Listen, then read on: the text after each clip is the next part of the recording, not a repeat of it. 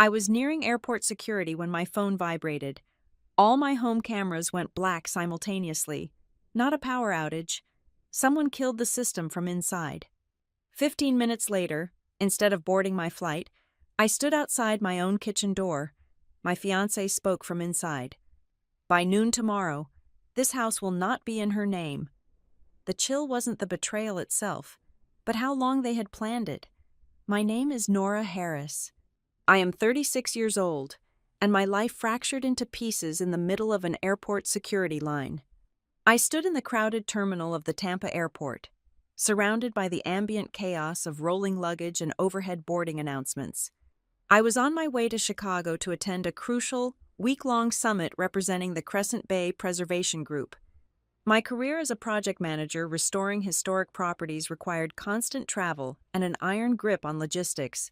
I thrive on order. I plan for every contingency. I had my coffee in one hand, my digital boarding pass ready on my screen, and I was stepping into the premier screening lane when the notification struck. A sharp, singular vibration bit into my palm. I glanced down at my screen. A stark red banner from my home security application dominated the lock screen. Front porch camera offline. Before my brain could even process the irregularity of that alert, the phone buzzed a second time. Living room camera offline. Less than 5 seconds later, a third, final buzz vibrated against my fingers. Backdoor camera offline. 3 independent cameras, hardwired into my home network, went completely black within a span of 10 seconds. My breath hitched in my throat. This was not a localized power outage. This was not a neighborhood grid failure. A passing storm had not knocked out a transformer. I knew the exact architecture of my own security grid. It was nearly impossible for all 3 feeds to drop simultaneously without deliberate, physical interference. I stepped out of the moving line, ignoring the annoyed sigh of the businessman behind me, and opened the application logs. The diagnostic readout was damning. The power feed had not failed from the street. The cameras had been manually severed at the interior circuit breaker. Furthermore, the localized network diagnostics showed a massive spike in interference. A brief but intense signal jammer had disrupted the Wi-Fi just long enough to blind the cloud backup before the hardwire was cut. A cold, metallic taste flooded the back of my throat. I swiped down on my notification center to clear the warnings, and there it was, a text message from my fiancé, Gavin, sitting innocently right below the security alerts. It had been delivered exactly 2 minutes before the first camera died. "Are you through the gate yet?" It was a completely ordinary question. It was the kind of sweet, attentive check-in a loving partner sends when you are traveling. But staring at it now, framed by the digital blackout of my home, the words morphed into something utterly sinister. He was not checking on my safety. He was establishing my exact location. He was tracking his window of opportunity. Panic is usually a loud, messy reaction. What I felt in that terminal was entirely different. It was a sudden, freezing, absolute clarity. I did not reply to his text. I turned around, gripping the handle of my carry-on so tightly my knuckles ached, and walked directly to the ticketing counter. The agent looked up with a practiced, polite smile. I handed her my phone displaying the barcode. I told her to cancel the ticket. She paused, her fingers hovering over the keyboard, and asked if I wanted to rebook for a later time or receive a flight credit. I told her I wanted it canceled completely, with no further action required. I offered no explanations. I did not have the breath to spare for small talk. I simply took my suitcase, turned my back on the gates, and walked out of the airport with a sickening intuition gnawing at my stomach. Whatever was happening inside my house was infinitely worse than a burglary. Within 15 minutes, I was sitting in the back of a rideshare vehicle, heading back toward the quiet coastal neighborhoods of St. Petersburg. I told the driver I would give him a 50% tip if he kept his speed exactly at the legal limit and ignored the slower traffic in the right lane. As the highway blurred past the window, my mind raced through the terrifying possibilities. A break-in? No. Thieves do not coordinate their entry times with your fiancé via text message. Thieves smash a back window, grab laptops, and run. They do not employ signal jammers and execute precision breaker flips. This was a synchronized operation, and the man I was supposed to marry was holding the stopwatch. I needed more information before I walked blindly into whatever trap had been set. I pulled up my contacts and dialed Arthur Henderson, the retired marine biologist who lived 2 doors down from me. He spent most of his evenings sitting on his front porch, watching the street. He answered on the second ring. I forced my voice into a light, breezy tone, desperately masking the heavy tremor in my chest. I told him I was just about to board my flight and realized I might have left my garage side door unlocked. I asked if he happened to be outside, and if so, could he see anything unusual on the driveway? Arthur chuckled, the sound raspy through the speaker. He told me the door looked shut tight from his angle. Then he casually added the detail that turned my blood to ice. He said he had seen my cousin Elise pull up in her silver SUV over half an hour ago. He assumed she was there to water the plants while I was gone. He noted she had parked awkwardly, right up against the garage door, blocking the direct line of sight from the street to the side entrance. I thanked him, told him I must have asked Elise to stop by and simply forgot in the rush of packing, and ended the call. Elise. My cousin Elise, who had spent the last 6 months aggressively trying to rebuild a relationship with me after years of bitter silence following her messy divorce. We were 10 minutes away from my neighborhood. I leaned forward and told the driver to change the destination. I absolutely did not want him pulling up in front of my driveway. I gave him an intersection at the far end of my block. When he dropped me off, the Florida night air wrapped around me, thick and suffocating. I did not walk down the paved sidewalk. I dragged my heavy suitcase onto the damp grass of the utility easement, letting the soft earth muffle the rhythmic clatter of the wheels. I moved like a ghost through the neighborhood I had loved for years. I navigated the back alley, slipping behind the tall hibiscus hedges and the wooden privacy fences until I reached the rear perimeter of my own property.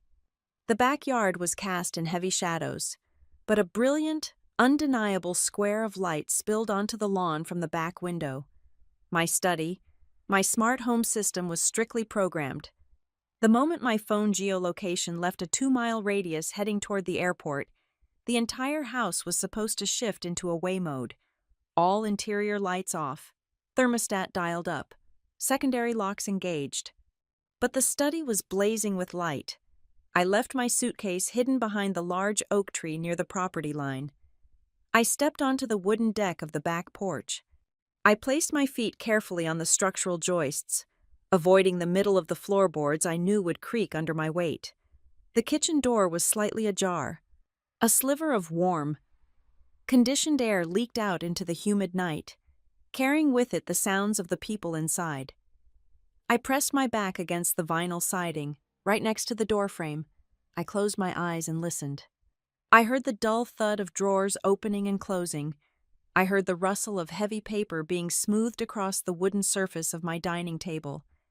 And then, I heard a laugh. It was Gavin. It was the same rich, easy laugh he used when we drank wine on the sofa. The exact laugh that had convinced me I was finally safe to let my guard down. But tonight, that laugh was not alone. It tangled perfectly with the high, eager, nervous voice of my cousin Elise. Then, a third voice spoke, a male voice. It was deep, authoritative, impatient, and completely unfamiliar to me. He used words like equity, rapid transfer, and notarization. In that suffocating darkness outside my own kitchen, my intuition finally crystallized. The lingering denial evaporated, replaced by a profound, terrifying certainty. They were not stealing my television. They were not looking for jewelry. They were stealing my life, and they had been planning this for a very long time. I did not inherit a trust fund. I did not have parents who paid for my college tuition or co-signed a lease for my first apartment. Every single thing I possess is the result of relentless, grueling labor. I built my career in historic preservation from the ground up. I started out sorting dusty archives for minimum wage and worked 80-hour weeks until I earned my place as a senior project manager. My entire professional existence revolves around saving things that other people want to tear down. I evaluate broken foundations. I identify structural rot, and I reinforce the walls of forgotten places. It is a bitter, agonizing irony that I could spend my life diagnosing the weaknesses in hundred-year-old structures, yet completely fail to see the malicious rot spreading through my own living room. The bungalow I live in is not just a piece of real estate to me, it is a sanctuary. It is a century-old craftsman home with original heart pine floors, stained glass transoms, and a wide wraparound porch that catches the heavy, salt-tinged Gulf breeze. I could never have afforded to buy a property of this magnitude on my own salary. It was gifted to me by Evelyn Shaw. Evelyn was my mentor, my fiercest advocate, and the closest thing to a real mother I ever had. She took me under her wing when I was a 22-year-old intern who barely had enough money for weekly groceries. She taught me the ruthless politics of the preservation industry, but more importantly, she taught me my own worth. She showed me how to stand tall in boardrooms full of wealthy men who wanted to pave over history. When Evelyn passed away from a sudden illness 3 years ago, she bypassed her distant, greedy relatives and left the house entirely to me. Sitting in the lawyer's office listening to him read her final wishes was the most humbling moment of my life. The deed to that house was a manifestation of pure, unconditional love. It was the only act of profound, life-altering kindness I had ever received. To me, the timber and plaster of that bungalow hold her spirit. It is the one place on earth where I have ever felt entirely safe. However, that house sits on a stretch of coastal property that has recently driven local real estate investors into an absolute frenzy. Over the past 24 months, a vicious wave of corporate gentrification has swept through the neighborhood. Anonymous development groups are quietly buying up adjacent lots, preparing to bulldoze the historic homes and erect a massive, sterile luxury condominium complex. I have received dozens of glossy brochures and aggressive phone calls from brokers offering me double or triple the current market value. Some of the offers reached into the millions of dollars. I threw every single contract into the shredder. Selling Evelyn's home felt like selling her soul.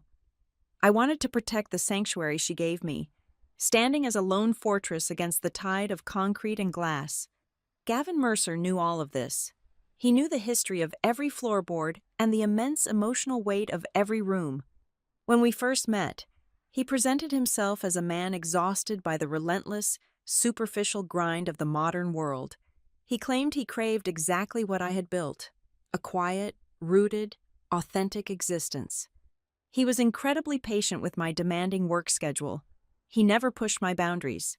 He would sit on the porch with me for hours on Sunday afternoons, drinking iced tea and talking about how beautiful it was that I refused to bow to the corporate developers.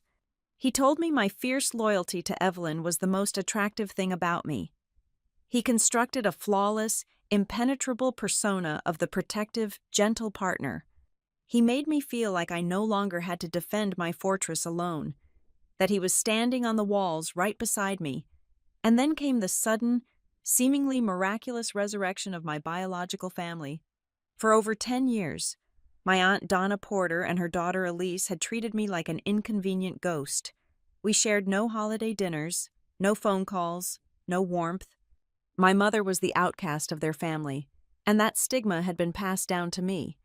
But 6 months ago, Elise went through a highly public, disastrous divorce. Suddenly, she was standing on my doorstep in tears, apologizing for the years of bitter silence, desperately begging for a sisterly bond to help her heal. Aunt Donna followed right behind her daughter. Almost overnight, my quiet house was filled with the overwhelming energy of biological relatives. Donna started showing up unannounced on Tuesday afternoons, bringing homemade lemon pound cake and fresh flowers. She would ask deeply probing questions under the guise of maternal care. She would walk through my hallways, trailing her fingers over the antique wainscoting, casually asking how the property taxes were assessed, or commenting on how expensive the vintage plumbing must be to maintain. Elise would spend hours lounging on my sofa, crying about her ex-husband, and then seamlessly pivoting to ask detailed questions about my upcoming travel schedule and work commitments. I am a highly pragmatic woman, but I was also deeply, secretly exhausted. I had spent 15 years fighting for my place in the world, clad in heavy emotional armor. I was so tired of being strong all by myself. I desperately wanted to believe that the universe was finally granting me a reprieve. I wanted a husband who loved my home, a cousin who wanted to watch movies with me on Friday nights, and an aunt who worried if I was working too hard. I wanted the beautiful illusion they were selling me. I wanted it so badly that I willingly and completely shut my eyes to the truth standing right in front of me, because I wanted that peaceful, idyllic family life. I deliberately ignored the glaring inconsistencies. I ignored the afternoon Gavin asked me exactly how the property deed was structured, claiming he was just intellectually curious about state inheritance laws. I ignored the time Elise borrowed my keys to grab a sweater from my car and disappeared into the garage for 45 minutes. I ignored Aunt Donna aggressively, insisting that I needed to upgrade my home security system because of the neighborhood construction, specifically recommending the contractor who installed the new smart cameras. I brushed off my own deep, visceral unease when Gavin suggested we create a shared digital cloud folder for all our important household documents, arguing it was just practical for a soon-to-be married couple. I dismissed every single red flag as an innocent quirk of blending a new family together. I convinced myself that my suspicions were just the leftover trauma of a solitary life. I suppressed my instincts. I silenced the internal alarms that had kept me alive and successful for decades.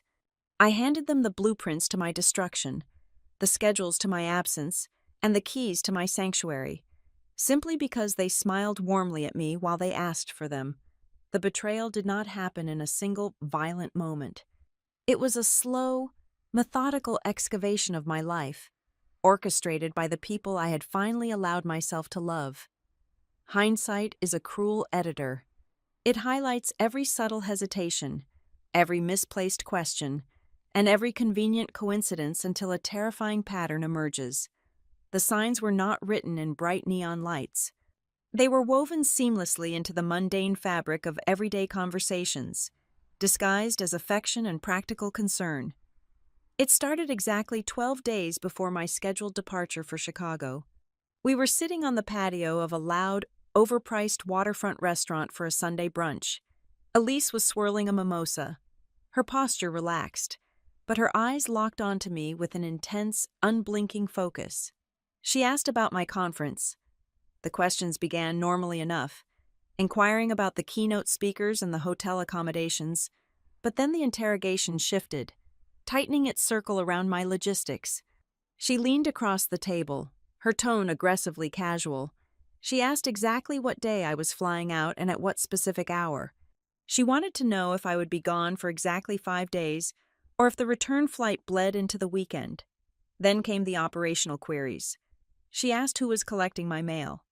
She asked if the heavy tropical potted plants on the back deck needed daily watering, before I could formulate a polite way to tell her my schedule was handled. Aunt Donna seamlessly inserted herself into the conversation. She placed a warm, heavy hand over mine. Her voice was dripping with a sugary sweetness that felt entirely manufactured. She brought up the recent influx of commercial construction crews roaming our neighborhood. She insisted that an empty house was an open invitation for trouble these days. She proposed, with overwhelming enthusiasm, that she and Elise could swing by daily to check the perimeter, bring in the mail, and keep an eye on things. They would be my dedicated house sitters. I was about to politely decline, citing my robust automated security system, when Gavin chimed in. He set his coffee mug down and smiled at me, the perfect picture of a supportive partner. He suggested that it was actually a brilliant idea. Furthermore, he offered to take physical possession of my heavy brass spare key. He argued that since he lived across town, having a physical backup key was just common sense in case of a plumbing emergency or a security malfunction while I was out of state. Gavin had never once shown an ounce of interest in the maintenance of my home. He hated dealing with contractors and actively avoided domestic chores. Yet here he was, volunteering to be the emergency key master. I handed the key over that afternoon, suppressing the tiny, sharp prick of unease at the base of my neck. 72 hours later, the mail arrived. I was sorting through the stack on the kitchen island when I found a thick, rigid envelope made of premium paper, The return address belonged to an unfamiliar entity called Apex Title and Escrow Services.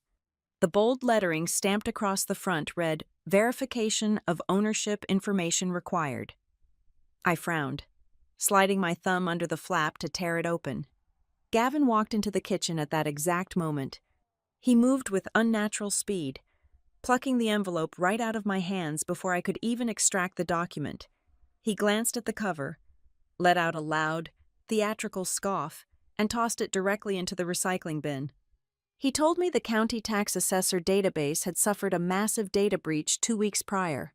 He insisted it was just a predatory phishing scam targeting homeowners with fake verification fees, and he had received 3 identical letters at his own apartment. His explanation was incredibly fast, incredibly detailed, and delivered without making direct eye contact. I let the envelope stay in the bin, telling myself I was just being paranoid. But the paranoia blossomed into a cold dread the very next evening. I came home late from a grueling site inspection. The house was quiet. Gavin was supposedly at the gym. I walked into my home office to drop off my laptop bag. The room was bathed in the pale streetlight filtering through the blinds. I noticed the flatbed scanner sitting on the edge of my mahogany desk. The lid was propped open about half an inch. I walked closer. The glass surface was completely clean, except for a distinct, greasy smudge right in the center, the exact size and shape of a driver license. Next to the scanner, the thin layer of dust on the desk had been disturbed. There was a clean, sweeping streak across the wood, as if a stack of heavy papers had been violently yanked away in a severe rush. I stood in the dark office, staring at the dust, feeling a sudden drop in the ambient temperature of the room. Gavin did not use my office. He claimed he hated the antique furniture. The following afternoon, I met my best friend, Tessa Monroe, for an early dinner. Tessa works as a senior digital threat analyst for a major financial institution. She spends her life tracking fraud. Over our meal, she started venting about a massive new headache in her department. She described a skyrocketing trend in real estate theft utilizing remote online notarization. She explained how sophisticated syndicates were bypassing physical title companies altogether. All a thief needed was a clean, high-resolution scan of a homeowner's identification, a forged digital signature, and a corrupt or negligent online notary. They could transfer a property deed to a shell corporation in a matter of hours, entirely over the internet, while the real owner was utterly clueless. The air left my lungs. Tessa kept talking, eating her salad, completely unaware that her words were systematically dismantling my reality. The detailed questions about my travel schedule, the sudden desire to hold a physical key, the intercepted title company envelope, the smudge on the scanner glass, the pieces locked together with a terrifying, audible click. I left the restaurant and drove straight to my bank. I arrived 10 minutes before they locked the lobby doors. I rented the largest steel safe deposit box they had available. Then, I drove home and locked myself in the study. I opened the heavy bottom drawer of my filing cabinet. I pulled out the thick, fireproof folder containing the original deed to the bungalow, Evelyn's last will and testament, my birth certificate, my social security card, and 5 years of historical property tax assessments. I placed all of the authentic, legally binding documents into a secure leather briefcase. Then, I manufactured a ghost. I spent 2 hours at my printer creating a decoy file. I printed out an expired homeowner insurance policy from 7 years ago. I printed a voided, heavily watermarked copy of a preliminary property survey that had no legal standing. I took a stack of useless appliance warranties and sandwiched them between the irrelevant papers to give the folder the correct weight and thickness. I slid the entire worthless collection into a vintage manila envelope, wrote property deeds and original trust documents across the front in thick black marker, and placed it exactly where the real file had been. If someone was hunting for the keys to my kingdom, I wanted to ensure they stole a box full of sand. The next morning, I deposited the real documents into the bank vault, but securing the paperwork was not enough. My intuition, a primal survival instinct I had buried beneath the desire for a normal life, was screaming at me to go further. I needed ears in the house. I dug into the bottom of a storage closet and retrieved an outdated, first-generation smart home speaker. Gavin had complained it was glitchy months ago and told me to throw it away. I had not thrown it away. I plugged it into an outlet hidden directly behind a heavy bookshelf in the study. I bypassed the standard cloud network settings. Using a developer backdoor Tessa had showed me years ago, I forced the device into a localized ambient diagnostic mode. It would not broadcast audio over the internet. Instead, it would continuously record high-quality sound and save the encrypted audio files directly to its internal hard drive, overwriting the oldest data every 48 hours. I activated the microphone. I did not tell Gavin. I did not tell Elise. I did not tell Aunt Donna. I was setting a silent tripwire in my own home, acting entirely on a dark, suffocating hunch that I desperately prayed was wrong. I wanted to be crazy. I wanted to be a paranoid, overworked woman imagining shadows. But as I packed my suitcase for Chicago, staring at the blinking red recording light hidden behind the books, I knew I was not crazy. I was just finally waking up. The muggy Florida air clung to my skin like a wet shroud. I stood frozen on the back porch, the darkness of the yard completely hiding my silhouette. The kitchen door was cracked open just a fraction of an inch, emitting a thin slice of artificially cooled air into the humid night. I did not dare to breathe loudly. I leaned my weight carefully against the wooden doorframe and pressed my right eye to the narrow gap between the curtain panel and the glass of the window. The interior of my study was illuminated with an aggressive, blinding brightness. It took my eyes a few seconds to adjust to the harsh glare. When they finally did, the scene unfolding before me shattered the remaining fragile fragments of my reality. There were 4 people inside my sanctuary. Gavin was standing near my antique mahogany desk. Elise was kneeling on the vintage Persian rug.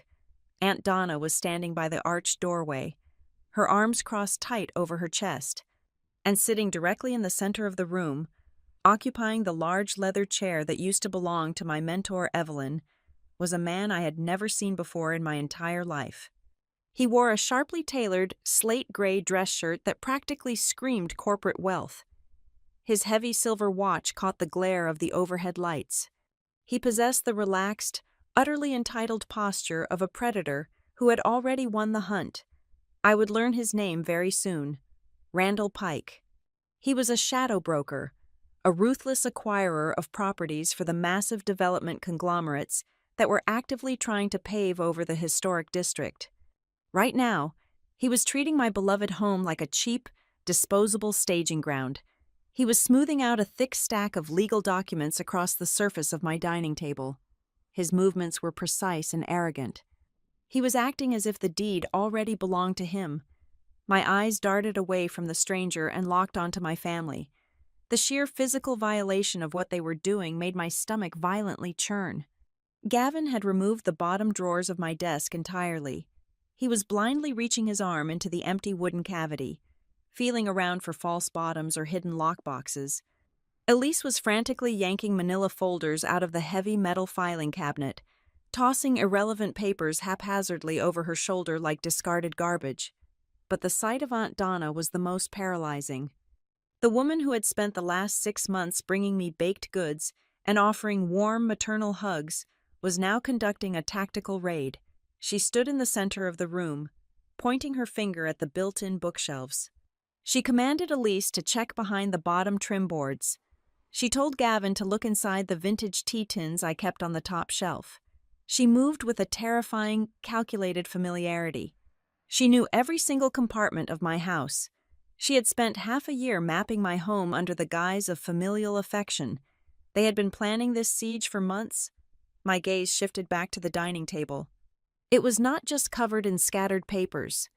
A professional ring light was set up on a tall tripod, casting a harsh, shadowless glow over a high-end laptop. Next to the computer sat a portable, high-resolution wand scanner. Placed neatly beside the electronic equipment was a partially filled-out property transfer packet. This was not a smash-and-grab burglary. They were not looking for hidden cash or vintage jewelry. They were executing a highly sophisticated, real-time digital heist. They were preparing an illegal, remote online notarization to forge a total property transfer. I strained my ears to catch their exact words over the low hum of the air conditioning unit. Gavin slammed an empty drawer onto the floor. His voice, usually so smooth and comforting to me, was tight with raw frustration. He told Randall that they just needed the original inheritance file and the most recent, crisp scan of my driver license. Gavin stated with absolute, chilling confidence that once they uploaded those two specific items, they could execute the transfer to the corporate shell company before I even landed in Chicago. He promised the broker that I would not figure out what happened until the front door locks were already changed. Elise dropped a massive stack of papers and wiped sweat from her forehead. Her voice was trembling, entirely consumed by a toxic mixture of greed and panic. She reminded the room that the anonymous buyer had already wired a massive earnest money deposit into their escrow account. She said if they did not submit the flawless, complete document packet by 9 o'clock tomorrow morning, the entire syndicate would lose the lucrative deal. She emphasized that the city council was scheduled to publicly announce the neighborhood commercial rezoning initiative early next week. She nearly screamed that they would lose their one single window of opportunity to cash out. The stranger in the expensive shirt, Randall, did not even bother to look up from his glowing laptop screen. His voice was a flat, clinical drone. He told Elise to stop being hysterical. He calmly explained their next move. He stated that the exact second the county clerk recorded the fraudulent deed tomorrow morning, his demolition crew would submit a pre-approved emergency repair permit claiming catastrophic water damage. He said they would bring in sledgehammers by noon. They would systematically destroy the original heart pine floors, smash the stained glass windows, and tear down the load-bearing walls. Randall said coldly that once the interior was reduced to splinters and dust, any historic preservation claims I tried to file would be completely void. They were planning to execute my house to permanently erase the evidence of their crime. My fingernails dug into the wood of the door frame so hard I felt a sharp splinter pierce my skin. The physical pain was absolutely nothing compared to the agony radiating through my chest. Then came the final, fatal blow. Elise wrung her hands together and asked Gavin what would happen if I had missed my flight. What if I turned around and came back to the house right now? Gavin leaned his hip against my desk. He crossed his arms over his chest and let out a short, dismissive laugh. It was the exact same warm chuckle he used when we watched comedy movies together on the sofa. He looked at Elise and called her deeply paranoid. He proudly confessed that he had hired a technician to install a localized signal jammer on the house network. He admitted he had timed the system blackout to trigger the exact second I entered the airport security line. He told them he had sent me a text message just to confirm my location and trap me in the terminal. Then, my supposed soulmate looked around the room and delivered the brutal eulogy for our entire relationship. He said Nora is a machine. She never deviates from an itinerary. She is too obsessed with her career to turn back. She always trusts a rigid schedule way more than she ever trusts people. He weaponized my trauma. He knew I relied on order and strict structure because the world had always been chaotic and deeply unkind to me. He used my darkest survival mechanisms as the combination lock to destroy my life. A primal, violent urge surged through my veins. Every single instinct inside my body screamed at me to kick the kitchen door completely off its hinges. I wanted to storm into that blindingly bright room, grab the heavy ceramic lamp off the desk, and shatter it across the hardwood floor. I wanted to scream until my throat bled. I wanted to watch their smug faces drain of color when they realized the ghost had returned to haunt them. But the cold, highly rational part of my brain, the exact part that analyzed crumbling architectural structures and mapped out complex preservation strategies, violently slammed the brakes. If I walked into that room right now, the entire situation would devolve into immediate chaos. They would scatter like roaches. They would deny everything. They would claim they were looking for a lost document to help me. It would become a messy, unprovable domestic dispute. At worst, they would face a minor trespassing charge. The massive, fraudulent real estate conspiracy would remain hidden in the shadows, and they would simply wait for another, better opportunity to strike. I needed them to cross the point of no return. I needed them to commit the felony entirely on the record. I slowly released my death grip on the doorframe. My hands were shaking violently, but my mind was rapidly descending into a state of absolute glacial calm. I reached into my coat pocket and pulled out my smartphone. I bypassed the lock screen and opened the voice memo application. I held the microphone directly up to the tiny gap in the doorway. I pressed the red record button. I stood there in the suffocating heat for 4 agonizing minutes, capturing every single word of their conspiracy. I recorded their boundless greed, their malicious planning, and their sickening laughter. When I had enough audio to guarantee a total legal conviction, I stopped the recording. I saved the digital file to multiple cloud servers. I did not make a single sound. I stepped backwards, retreating slowly from the porch, letting the deep shadows of the large oak tree swallow me completely. I was no longer a heartbroken woman crying over a shattered engagement. I was the architect of their impending ruin. The rough bark of the ancient oak tree dug into my shoulder blades as I retreated further into the dense, humid shadows of the backyard. My hands, which had been trembling violently just moments before, were now completely still. The frantic, chaotic energy of the initial shock had burned away, leaving behind a crystalline, terrifying clarity. I pulled my phone from my coat pocket and turned the screen brightness down to the absolute lowest setting.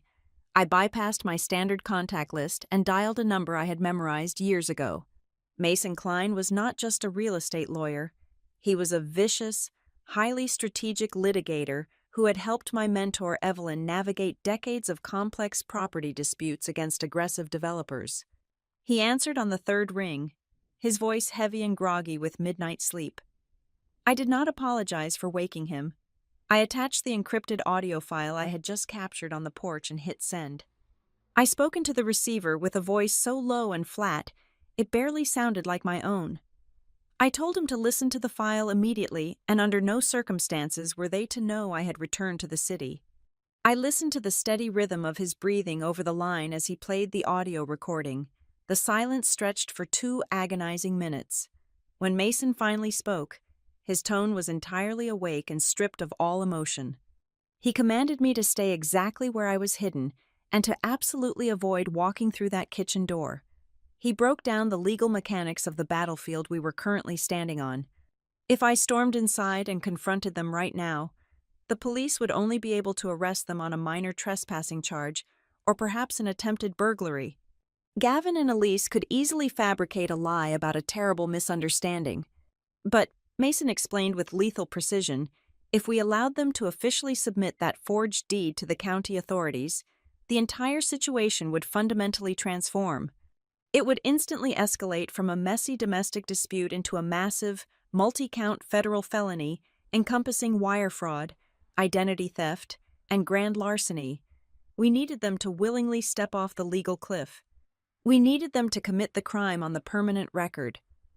I ended the call with Mason and immediately dialed my best friend Tessa. She answered with the sharp, instant alertness of someone who spent her life hunting digital phantoms on the graveyard shift. I delivered a rapid, clinical summary of the breach inside my home.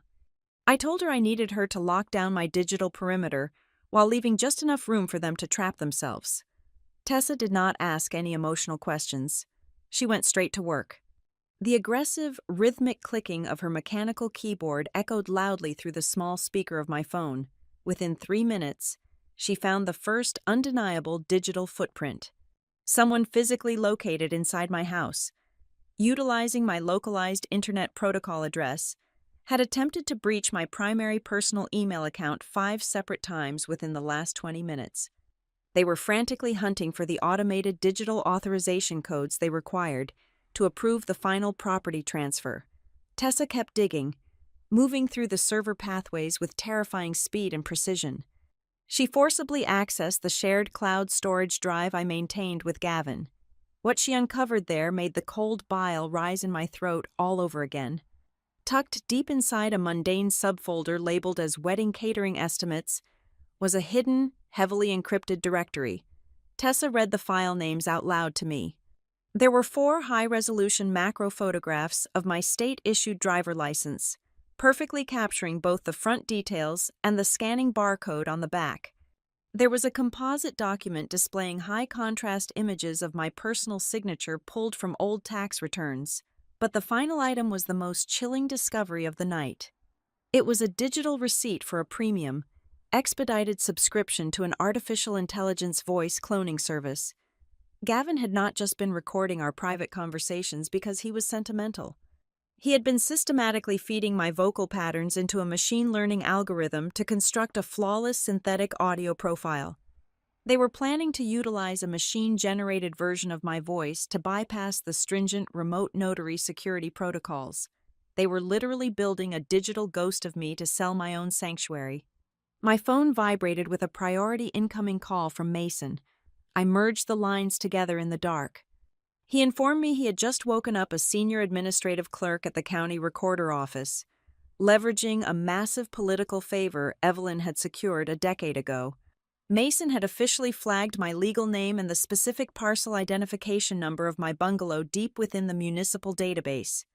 He instructed the clerk that if any transfer documents bearing my name were submitted through the automated portal tonight or tomorrow morning, they were to be immediately and silently intercepted. The digital system would generate a fake confirmation receipt to give the perpetrators a false sense of success, but the actual legal recording process would be entirely frozen pending a mandatory, in-person manual verification. We had effectively built a solid brick wall right behind their perceived finish line. I needed to understand the full, terrifying scope of their operational timeline. I dropped the call with Mason and Tessa and dialed the 24-hour emergency hotline for my homeowner insurance provider. After authenticating my identity using my social security number, I commanded the representative to review any recent activity logged on my policy. The cheerful woman on the line casually informed me that a high-priority emergency claim had been opened just 3 hours ago. The fraudulent claim reported a catastrophic pipe burst in the master bathroom, resulting in severe, immediate structural water damage. The caller had requested an authorized rapid entry for a mitigation crew to begin demolition the very next morning to prevent toxic black mold. They were actively creating a perfectly legal, heavily documented excuse to bring a wrecking crew into my house while I was supposedly thousands of miles away. I hung up the phone and leaned my head back against the tree trunk.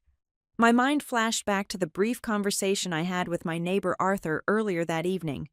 I quickly sent him a text message, asking if he was still awake and if he had noticed anything else out of the ordinary near my driveway. His reply illuminated my screen a minute later. He mentioned that right before he went inside his house, a dark sedan with a magnetic mobile notary advertisement slapped on the side door had idled at the end of our street for about 10 minutes before slowly driving away. The final puzzle pieces locked together with sickening precision. The corrupt notary had likely arrived too early, or perhaps Elise had instructed them to loop around the block while they finished staging the fake documents and lighting in my study. The final, crucial cog of their fraudulent machine was circling the neighborhood, waiting patiently for the green light. They truly believed they were operating in total, absolute darkness. They thought they had successfully blinded my house by cutting the main breaker, but Gavin, for all of his meticulous, sociopathic planning, had deeply underestimated my profound paranoia regarding the security of Evelyn's home. When I originally paid for the exterior camera system, I did not just allow the technicians to hardwire it into the main electrical panel. I had hired an independent electrician and paid him in cash to install a concealed, heavy-duty lithium battery backup loop specifically dedicated to the front porch camera. It was designed to run for 48 hours, completely independent of the municipal grid or the internal breakers. I opened the hidden administrative panel on my phone application. I bypassed the main offline warning banner and sent a localized, encrypted ping directly to the battery module. A tiny, reassuring green indicator light flared to life on my screen. The front porch video feed buffered for exactly 2 seconds and then rendered a crystal clear, high-definition video stream of my empty driveway. My house was no longer a blind, helpless victim. It was a fully operational surveillance trap, and they were the arrogant actors performing directly on my stage. The humid coastal wind picked up, rustling the thick canopy of leaves above my head. The agonizing, suffocating pain of the betrayal was definitely still there. Sitting heavy and cold in the very center of my chest, it physically hurt to breathe. It hurt to know that the man I had kissed goodbye just hours ago was currently trying to completely erase my existence for a payout. But that profound pain was no longer the master of my actions. It was no longer a paralyzing, destructive force. It had successfully transformed into pure, combustible fuel. I was no longer a heartbroken, confused woman reacting to a sudden tragedy. I was a ruthless strategist executing a flawless defense. I stood up straight, brushing the damp earth from the hem of my coat. Staring at the glowing light of the study window, the game had fundamentally changed. They thought they were the brilliant architects of my ruin, but as of this exact moment, I was the sole author writing the final, devastating act of their lives. I could not seek refuge at Tessa's apartment. I could not sleep on the guest sofa of a trusted colleague. The sheer magnitude of the conspiracy spreading its venomous roots beneath my floorboards demanded absolute isolation. I needed a sterile environment, free from sympathetic eyes, where I could operate without answering questions or explaining my shattered reality. I walked 4 blocks down the dark, humid avenue until I reached a nondescript, mid-tier chain hotel situated right on the edge of the commercial district. I paid for 3 nights using crisp cash to avoid generating a localized credit card receipt that could be tracked. I walked into room 312, locked the heavy brass deadbolt, and threw the secondary security latch. This beige, anonymous box, smelling faintly of industrial carpet cleaner and stale air conditioning, was my new command center. I did not turn on the overhead lights. I sat on the edge of the stiff mattress, the glowing screen of my phone serving as the only illumination in the suffocating darkness. At exactly 11:45 at night, the silence of the room was broken by a soft chime. My screen lit up with a new message from Gavin. The notification bubble hovered over a photograph of us smiling on a beach from a vacation we took last summer. The text read, "Hope your flight is smooth. Sweetheart. Text me the exact second you land. I miss you already. Sleep well." A wave of profound physical nausea washed over me, twisting my stomach into a tight knot. I was staring at the digital footprint of a monster. While his thumbs smoothly typed out those sickeningly sweet words, his physical hands were actively ripping apart my home office. The absolute cognitive dissonance required to maintain that level of deception was staggering. It stripped him of his humanity in my eyes. He was not a weak man making a terrible mistake in a moment of panic.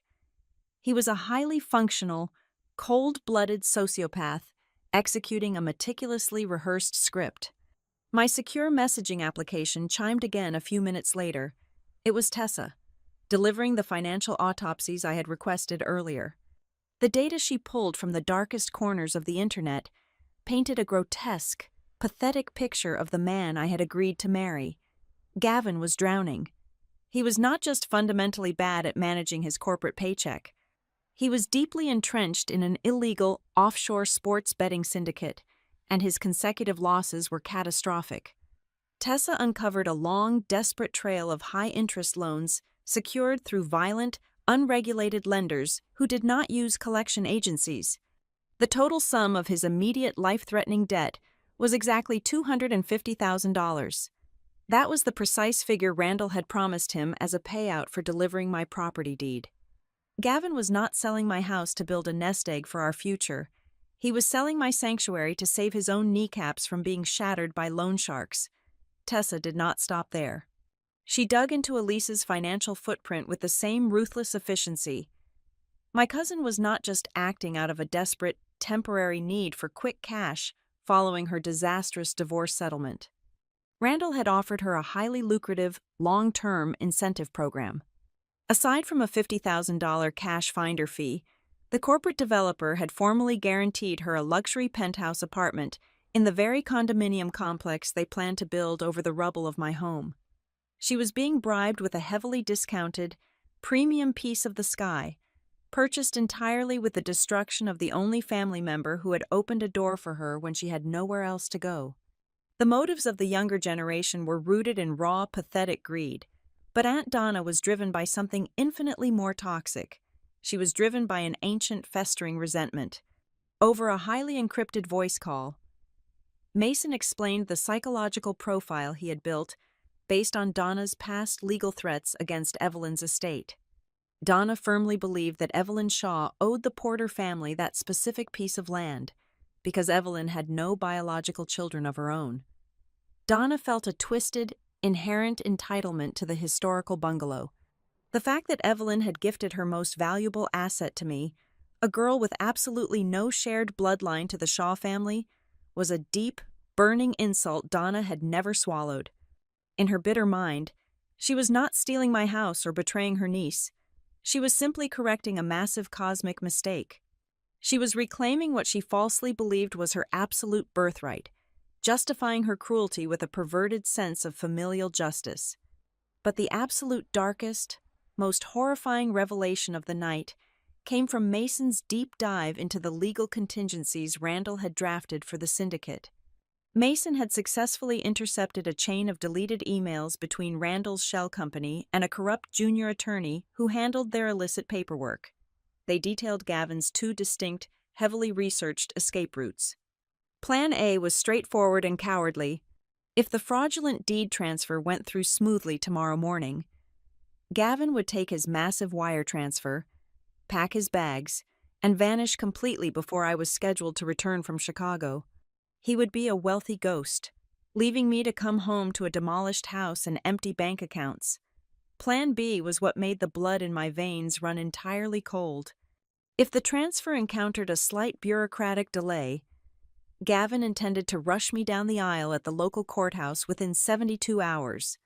He planned to aggressively leverage the marital asset laws of the state to force a legal, mandated sale of the property from the inside as my lawful husband. And if I fought him, if I tried to claim fraud or block the developer in civil court, they had a devastating weapon prepared. Mason discovered that during one of Gavin's supposedly innocent weekend visits months ago, he had picked the lock on my personal, fireproof filing cabinet. He had photographed a decade-old folder containing my confidential therapy records from when I was struggling with severe clinical depression and anxiety in my 20s. They had drafted a vicious legal strategy to submit those private, agonizing medical records to a judge, fully intending to paint me as mentally unstable, violently paranoid, and entirely incapable of managing my own estate. I slid down the cold wall of the hotel room until I was sitting on the thin carpet. The darkness of the room felt incredibly heavy, pressing against my lungs. My chest violently heaved as the full, crushing weight of their malice finally settled over my shoulders. The man I loved had not just broken my heart for money. He had meticulously studied the deepest, most vulnerable wounds of my past, placed his greedy fingers inside them, and prepared to rip them wide open for a paycheck. I pulled my knees tightly to my chest, buried my face in my arms, and finally let the tears fall. I wept for the beautiful illusion of the warm family I thought I had finally found. I wept for the cruel, exhausting reality of being entirely alone again in a world that constantly demanded I fight for my own survival. But the weeping did not last long. The tears were hot, angry, and entirely necessary. They burned away the final, lingering traces of the soft, trusting, accommodating woman I used to be. By 3:00 in the morning, my eyes were completely dry, and my breathing was slow and steady. I stood up from the floor. I walked into the harsh fluorescent light of the bathroom and stared directly at my reflection in the mirror. I did not look broken. I looked dangerous. I was not going to be their tragic victim. I was not going to let them weaponize my past pain to steal my future. The suffocating grief was completely gone, replaced by an absolute, freezing resolve. The line had been crossed. The tears had been shed. And now, I was going to use the full, crushing weight of the law to absolutely bury them. The sun had barely breached the horizon when I stepped out of my hotel room. The air was already thick with the heavy promise of a sweltering Florida morning. I met Mason Klein in the fortified lobby of my downtown bank at exactly 8:00. He wore a sharply tailored navy suit and carried a scuffed leather briefcase that looked like it had survived a war. The vault manager, a solemn man with silver hair, escorted us down the quiet, marble-lined corridor to the secure room. The heavy steel door clicked shut behind us, leaving Mason and me alone with the long metal drawer I had rented just days prior. I slid the tray onto the viewing table. My hands were perfectly steady as I lifted the lid. Inside lay the fireproof folder containing the authentic deed, but my eyes immediately gravitated toward something else.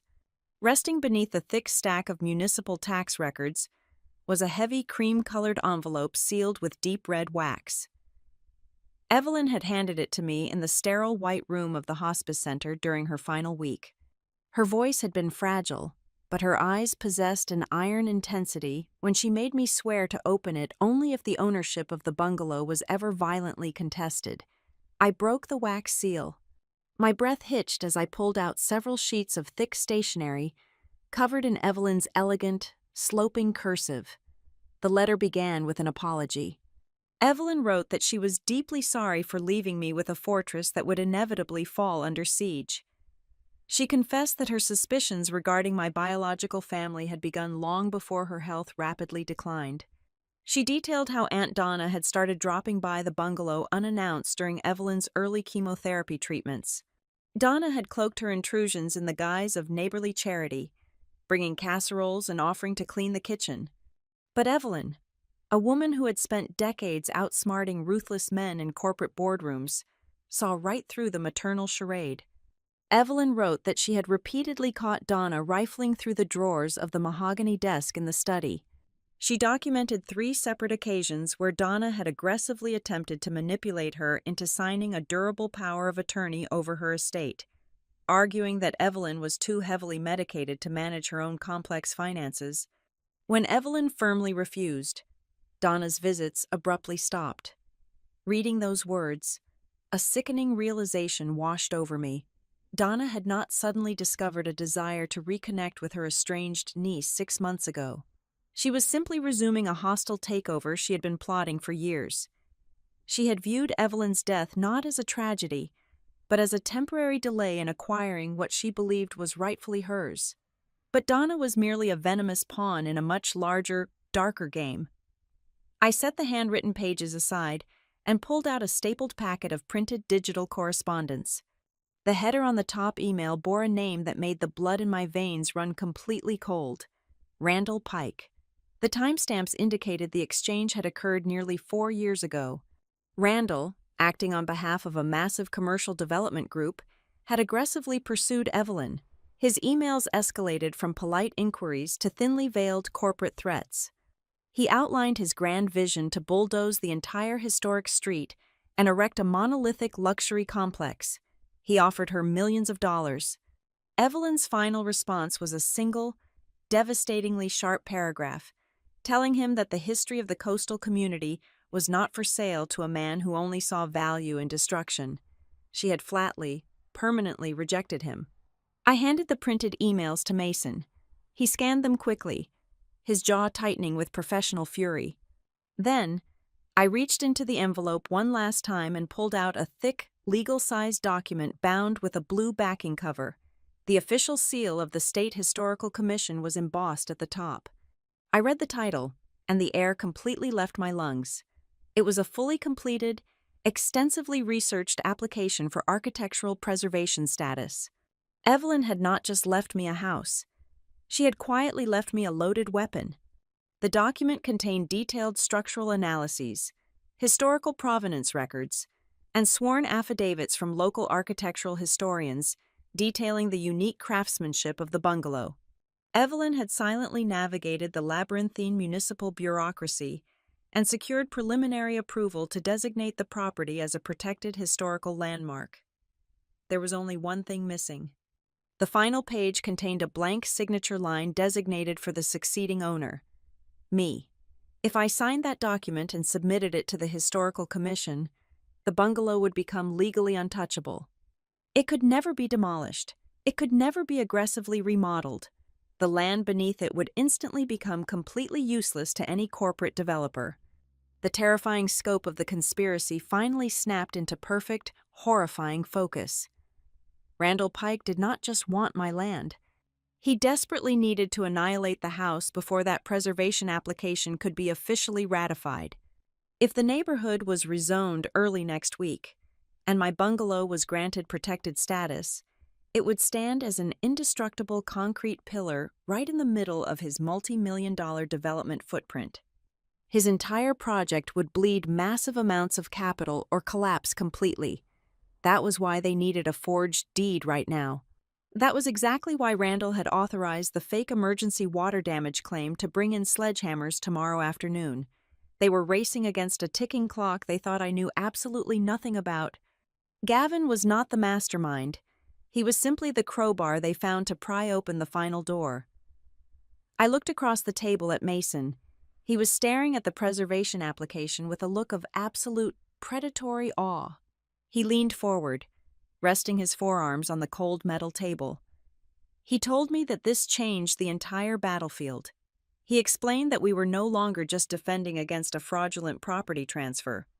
By combining the fresh audio recordings of their conspiracy, the digital evidence of the voice cloning, and this historical proof of Randall's prior intent and rejection, we possessed a lethal legal arsenal. Mason stated that Randall was not just risking a failed real estate deal. If we presented this comprehensive package to the federal prosecutor, Randall would lose his highly lucrative broker license instantly. He would face severe, unshakable charges of racketeering, wire fraud, and conspiracy to commit grand larceny. The collateral damage would completely consume Gavin, Elise, and Donna. They would all face decades behind bars for their participation in the syndicate. I sat back in the heavy wooden chair. The sterile, fluorescent lighting of the bank vault buzzed softly overhead. For the first time since my phone vibrated in the airport security line, I did not feel the crushing, suffocating weight of betrayal. The agonizing pain of losing the man I thought I loved was entirely gone. The sorrow of realizing my biological family viewed me as nothing more than an obstacle to be destroyed had completely evaporated. Evelyn had reached out from the grave to hand me the exact sword I needed. She had known the wolves would eventually circle, and she had meticulously prepared my armor. This was no longer a tragic story of a woman deeply wronged by her fiancé and her relatives. This was the final, brutal chapter of a war that had been raging in the shadows for years. They had chosen the wrong house, the wrong mentor, and the absolute wrong woman to underestimate. I picked up the sleek silver pen resting on the table. I flipped to the final page of the preservation document. I signed my full legal name with aggressive, sweeping strokes, pressing hard enough to leave a deep indentation in the thick paper. I handed the completed application to Mason. I told him to lock everything back in the vault except the historical designation form. I wanted that form hand-delivered to the commission office the very second they opened their doors on Monday morning. My adversaries were currently standing in my home, celebrating a victory they had not actually won. They believed I was a predictable, easily manipulated pawn who trusted schedules more than people. But as I walked out of that bank and stepped back into the blinding Florida sun, I saw the clear, undeniable path of my counterattack. I was not just going to stop them from taking my property. I was going to systematically dismantle the entire parasitic network they had built around my life, leaving them with absolutely nothing but the crushing weight of their own arrogance. I left the bank and immediately navigated through the dense downtown traffic toward the county municipal building. Mason had arranged a highly discreet, off-the-books meeting in the private back office of the chief registrar. The air conditioning in the room was aggressive, matching the cold, precise nature of our task. I slid the fully executed preservation application across the polished mahogany table. The registrar, a stern woman who deeply respected Evelyn's legacy, stamped the heavy paper, initiating an immediate, ironclad temporary injunction against any demolition, rezoning, or heavy permitting on my specific parcel. However, I explicitly requested that her office withhold the public digital publication of this protected status for exactly 24 hours. I needed the protective shell fully active in the deep, inaccessible municipal servers, but completely invisible to Randall Pike and his automated property scraping software. The trap was now legally set, hidden perfectly beneath a placid surface of bureaucratic silence. Leaving the municipal building, I spent the late afternoon executing a quiet, surgical operation on my own home. I parked my rental vehicle 3 streets over and approached the bungalow on foot, utilizing the overgrown, blind alleyway that ran behind the property line. I did not alter the physical brass deadbolt on the kitchen door. Doing so would instantly trigger their panic and alert them to my presence. Instead, I accessed the central hub of my smart home network, located in the utility closet. I systematically rewrote the underlying administrative permissions. I created a phantom network, effectively locking them out of the primary control systems while projecting a mirrored, fully functional interface directly to their user accounts. They could still unlock the door, disarm the basic alarm, and adjust the thermostat, completely unaware that their every input was being quarantined, logged, and controlled by my master override. My home was no longer a passive structure. It was a living, breathing snare. Next, I moved to the study and opened the decoy safe.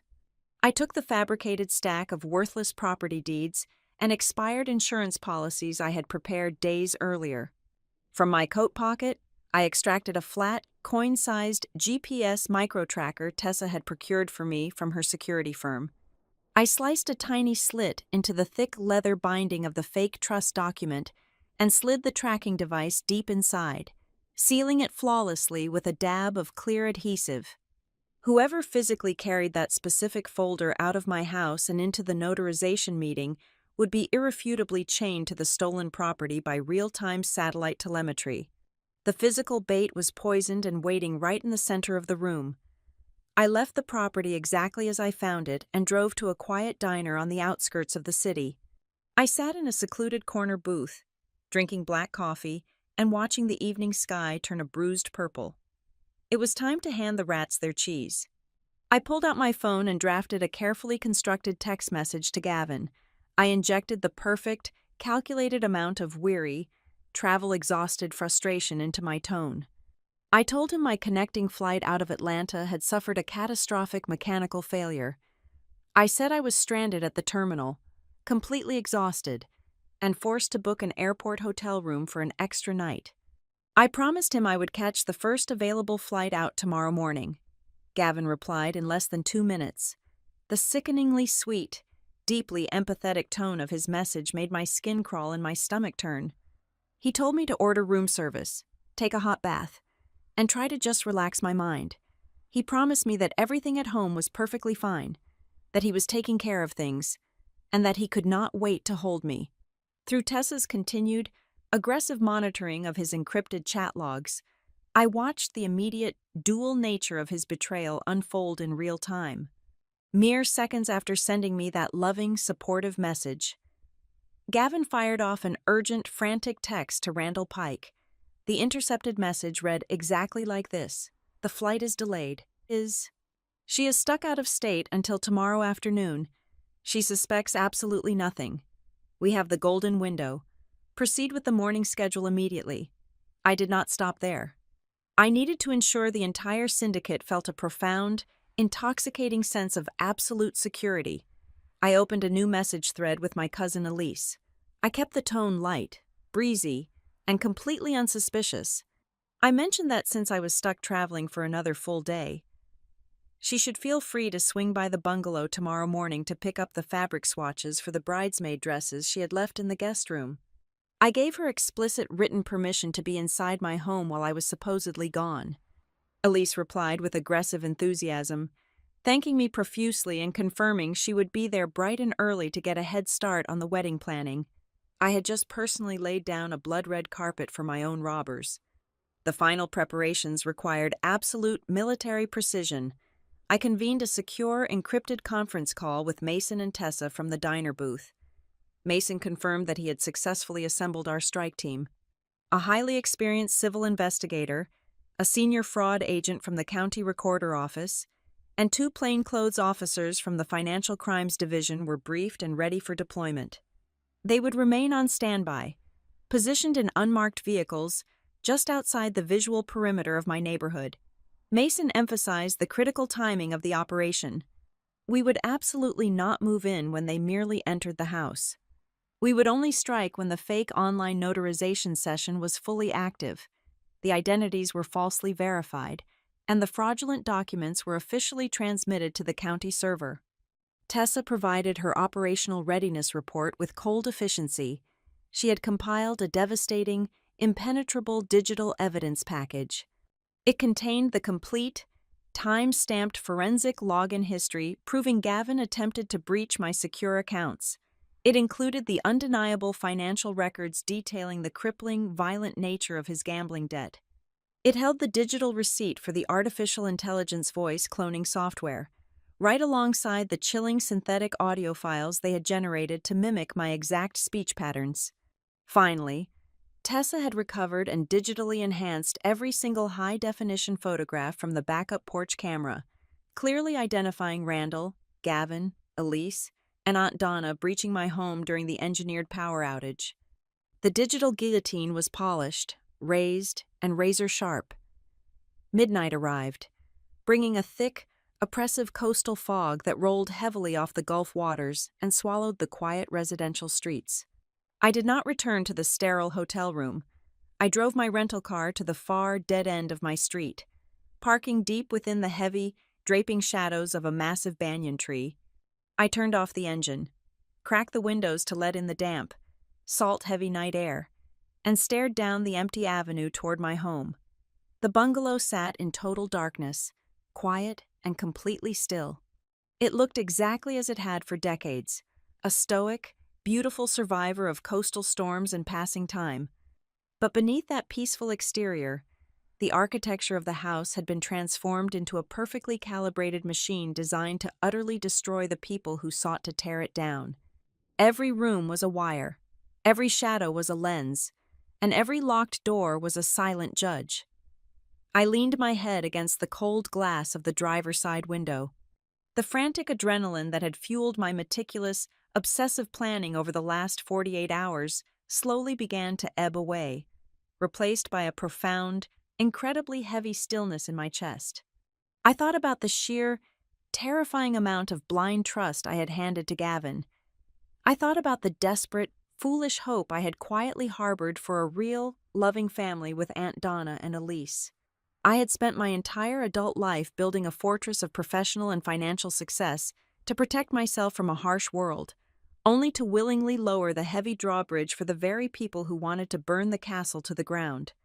But as I sat alone in the silent, foggy dark, my perspective fundamentally shifted.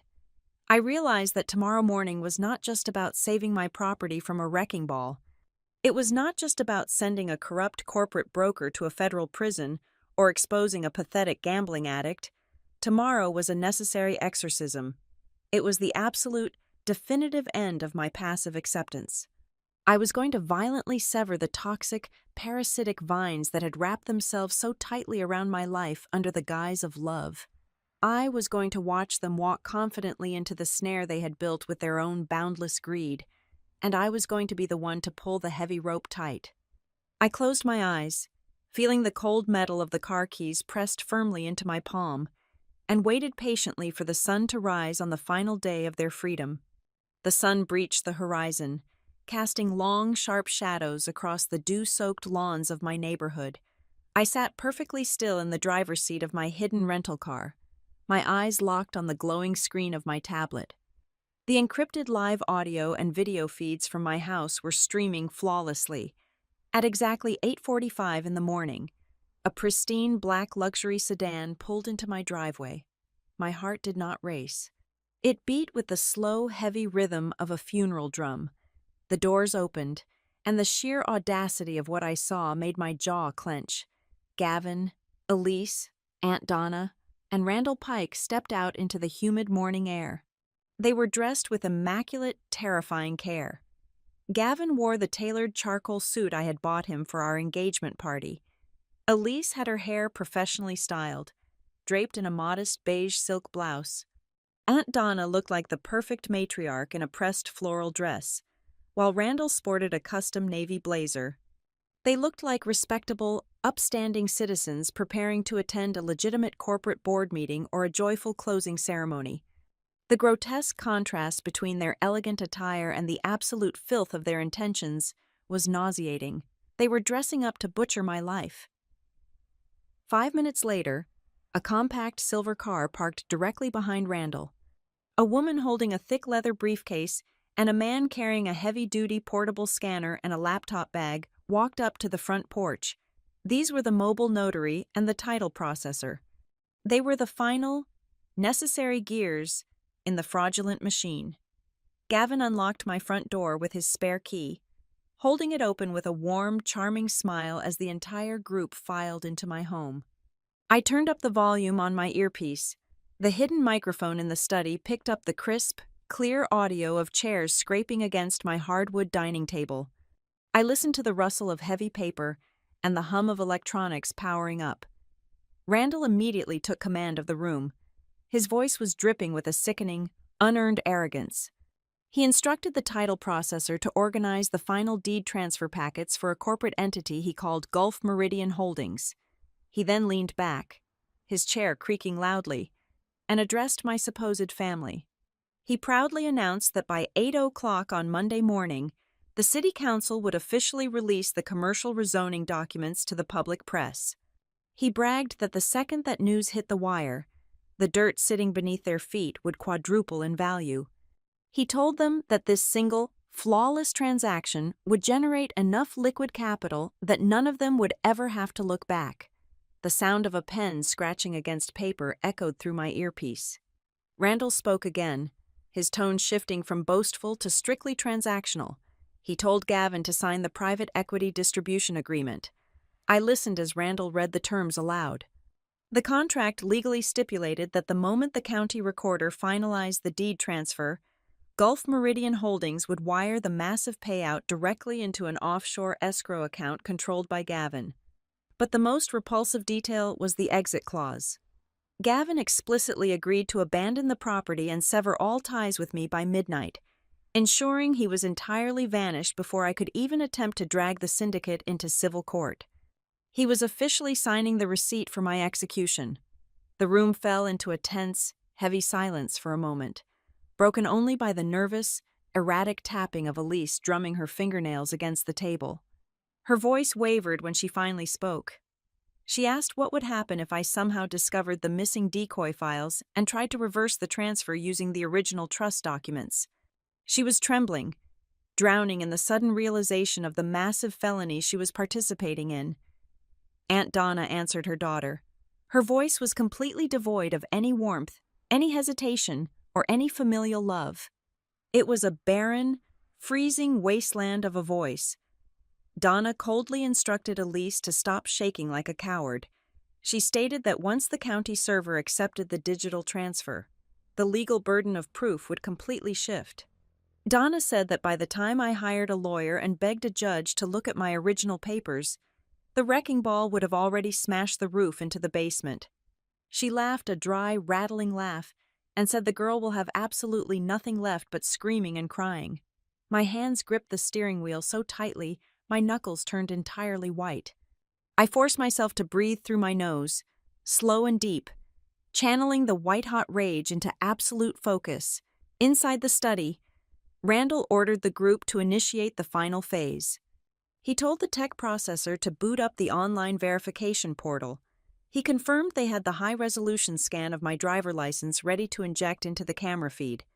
He instructed Gavin to prime the artificial intelligence voice cloning software on the secondary laptop, preparing to synthesize my voice to answer the mandatory identity confirmation questions generated by the remote notary system. Then, I heard the distinct, heavy metallic squeak of my decoy safe being opened. Gavin let out a triumphant sigh. He pulled the thick fabricated manila envelope out of the metal box and slammed it down right in the center of the dining table. He announced that he had the original master deed ready for the final visual scan. He treated that worthless stack of expired warranties like a hard-won trophy. He had no idea that by placing that specific folder on the table, he was physically anchoring the GPS micro-tracker directly to the scene of the crime, permanently tying his own hands to the physical evidence. The title processor announced that the electronic transfer packet was successfully uploaded to the county recorder portal. He stated that they were just waiting for the municipal server to issue the final automated approval ticket before they could execute the digital signatures. This was the exact moment Mason and I had engineered. Down at the municipal building, the flagged protocol intercepted their submission. Instead of generating a swift approval, the county system entered a manufactured, agonizing holding pattern. I listened to the syndicate sitting in my house, completely trapped by their own anticipation. The minutes dragged on. The delay acted like a pressure cooker, forcing the poison to the surface. Gavin began pacing the floor, his heavy footsteps echoing through the microphone. He cursed under his breath, complaining about the incompetent government servers. Elise started whining about the time, terrified that the earnest money would expire. Donna snapped at both of them to shut up and maintain their composure. Every single panicked word they spoke, every frustrated confession they muttered during that intentional delay, was flawlessly captured and preserved on my encrypted hard drive. They were digging their own graves deeper with every passing second. After 10 agonizing minutes, the title processor let out a sharp gasp. He announced that the county portal had finally refreshed and generated the green authorization code. The holding pattern was over. The trap was fully primed. The female mobile notary cleared her throat. Her voice was strictly professional, entirely unaware of the massive fraud she was facilitating. She stated that the documents were perfectly aligned and the identity verification interface was displaying clearly on her end. She looked around the room, directly at the people attempting to erase my existence. The notary asked the final, binding question, "Shall we proceed with the official owner confirmation?" That single sentence was the flare in the night sky. It was the absolute point of no return. I did not wait to hear Gavin activate the fake digital voice. I dropped my tablet onto the passenger seat. I shoved the car door open and stepped out into the bright, suffocating Florida heat. The time for hiding in the shadows, the time for gathering evidence, and the time for mourning my broken heart were all officially over. I walked down the center of the asphalt street, my eyes fixed on the front door of my bungalow.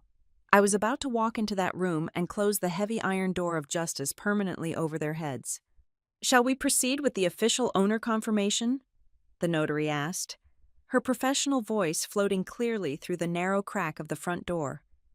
I placed my hand on the cool brass of the doorknob. I turned it. It yielded silently, completely unlocked by the very man who falsely believed he had permanently locked me out of my own life. I pushed the heavy oak door open and stepped over the threshold into the foyer. I did not rush. I did not storm into the house. I walked with the measured, terrifyingly deliberate pace of an executioner stepping up to the scaffold. I crossed the hallway into the dining room just as Gavin was leaning toward the glowing laptop microphone, preparing to trigger the artificial intelligence software to steal my identity. He froze. His hand hovered in midair, completely paralyzed. The reaction inside that room was instantaneous and profoundly satisfying. All the oxygen seemed to evaporate in a single devastating second. It was as if a heavy vacuum had been violently dropped over the entire house. Gavin was the first to physically process my presence. The artificial, charming smile he had been wearing for the notary melted right off his face, immediately replaced by a ghastly, bloodless pallor. He looked entirely hollowed out. In his right hand, his fingers were still rigidly clamped around the thick manila envelope I had planted in the decoy safe. Aunt Donna let out a short, choked gasp. She instinctively stumbled backward, her shoulders slamming hard against the wooden frame of the kitchen door. Her eyes were wide, blown out with absolute, unfiltered terror, staring at me as if a buried corpse had suddenly clawed its way out of the earth and walked directly into her living room. Elise dropped her pen. It hit the hardwood floor with a sharp clatter that sounded exactly like a gunshot in the deafening silence. I did not scream. I did not cry. I walked directly to the head of the dining table, stopping mere inches from the completely stunned mobile notary. I reached into my coat pocket, retrieved my phone, and placed it flat on the center of the polished wood. I tapped the screen once. The audio file I had recorded in the dark the previous night began to play at maximum volume. The crisp, undeniable sound of their own voices instantly filled the quiet morning air. Gavin laughing about blinding my security cameras, Randall coldly outlining the emergency demolition permit to destroy my home, Elise panicking about securing her earnest money deposit, Donna viciously predicting that I would have absolutely nothing left but crying and screaming. Every single malicious, greedy word they had spoken under the cover of darkness was now echoing brightly under the morning sun, condemning them all. Randall Pike surged to his feet, his heavy chair crashing backward onto the floor. He lunged across the table in a desperate bid to grab my phone, but before his hand could even cross the midpoint of the wood, the heavy front door swung wide open again.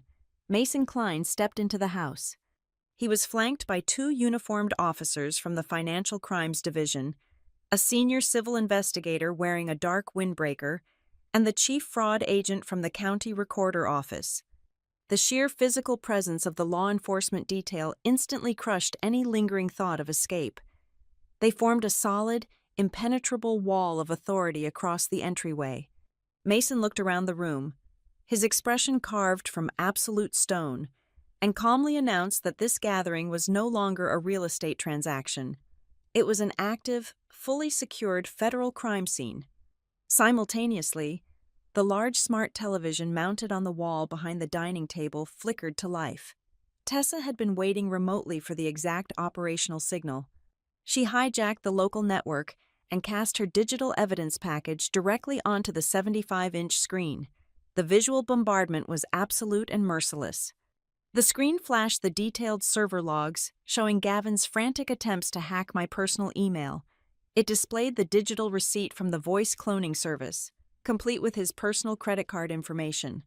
Then, a massive satellite map of the city appeared on the screen. A bright red, blinking cursor was pinned exactly onto the coordinates of my dining room. A text box popped up next to it, confirming that the military-grade tracking device was currently broadcasting from deep inside the fake document folder Gavin was still clutching in his sweating, trembling hand. The undeniable weight of the evidence broke them completely. The polished, unified syndicate instantly shattered into terrified, self-preserving pieces. Randall threw his hands in the air and started backing away from the table. His voice was shrill, completely stripped of its former corporate arrogance. He pointed a shaking finger at Gavin and yelled that he was just an independent broker. He claimed Gavin had approached him with a legitimate deed, and that he had absolutely no knowledge of any forged documents or stolen identities. Gavin whipped his head around, his eyes wild with sudden betrayal. He screamed at Randall that he was a liar. Then, Gavin spun toward Elise, desperately trying to shift the legal burden. He yelled that Elise was the one who procured the corrupt title company, that she was the one who orchestrated the financial side of the fraud to quickly pay off her own massive divorce debts. Elise completely lost her mind. She burst into violent, ugly sobs. She pointed both of her hands directly at her own mother. Elise shrieked to the officers that Aunt Donna had planned the entire invasion. She confessed loudly that Donna had drawn a detailed map of my house, that Donna had pointed out every single hidden drawer and safe, and that Donna had been secretly trying to steal Evelyn's property for the last 10 years. Aunt Donna stood frozen against the wall. The refined, maternal mask was entirely gone, leaving nothing but the bitter, hollow face of a woman whose decades of quiet resentment had just resulted in the absolute destruction of her own daughter. I let them verbally tear each other apart for exactly 2 minutes. Then, I reached into my leather briefcase and pulled out the authentic, blue-backed preservation document alongside Evelyn's handwritten letter. I tossed the heavy stack of papers onto the table. It landed right next to their fraudulent transfer packet. I looked directly into Randall's panicked eyes. I told him that his multi-million-dollar development plan was already dead. I informed him that the State Historical Commission had fully processed my application late last night. I explained that even if he had managed to successfully forge my signature this morning, the land beneath his expensive leather shoes was legally protected from any demolition, rezoning, or commercial alteration until the end of time. His massive corporate investment was worthless. He had just committed a federal felony for a piece of dirt he could never touch. Gavin slowly let the decoy folder slip from his fingers. It hit the table with a soft, pathetic thud. He took a single step toward me. His hands were raised in a weak gesture of surrender. Tears were streaming heavily down his face. His voice cracked as he begged me to listen. He called my name, his tone dripping with a sickening, manufactured sorrow. He said he was drowning in violent debt. He said he was scared for his life. He looked directly into my eyes and called the entire conspiracy a terrible, desperate mistake. I looked at the man I had almost married. I searched my chest, and I felt absolutely nothing. There was no anger left. There was no sorrow. There was just a cold, sterile emptiness where my love for him used to live. I reached down to my left hand. I grasped the silver engagement ring he had given me. I slid it over my knuckle. I placed it gently down onto the table, resting it right on top of the forged signature page he had prepared to steal my entire life. I met his gaze and spoke my final words to him. I told him that his actions were not a mistake. I told him that the only mistake ever made inside this house was mine. My only mistake was allowing him to study my deepest vulnerabilities, giving him the exact emotional blueprints he needed to try and destroy me. The officers moved in. The harsh sound of heavy metal handcuffs clicking shut over their wrists echoed sharply through the historic wooden hallways of my home. I did not stay to watch them being led out to the waiting squad cars. I turned my back on the wreckage of my former family and walked out to the back porch, letting the warm morning sun wash cleanly over my face. By late afternoon, the house was entirely quiet again. I stood in the utility closet and flipped the main breaker back to its proper, fully powered position. The security system chimed merrily. The red indicator lights on all 3 exterior cameras flared back to life, sweeping the perimeter, keeping a vigilant, unblinking watch over my sanctuary. The bungalow remained firmly, undeniably in my name. The greedy corporate project had collapsed into dust. Later that evening, I walked into the large, sunlit spare bedroom. It was the room Gavin and I had originally planned to convert into a luxurious bridal suite. I stood in the center of the empty space. I did not see a ruined future. I saw a brilliant, blank canvas. I decided right then that I would line the walls with heavy oak bookshelves and filing cabinets. I would transform the room into a dedicated archive for my architectural preservation work. I had not just fought a vicious war to keep a building made of wood and glass. I had fought to permanently reclaim the absolute right to dictate the terms of my own life. The fortress was finally secure, and the Queen was no longer accepting any visitors. Thank you so much for listening to my story today. Please drop a comment down below and let me know where in the world you are tuning in from so we can connect and share our thoughts together.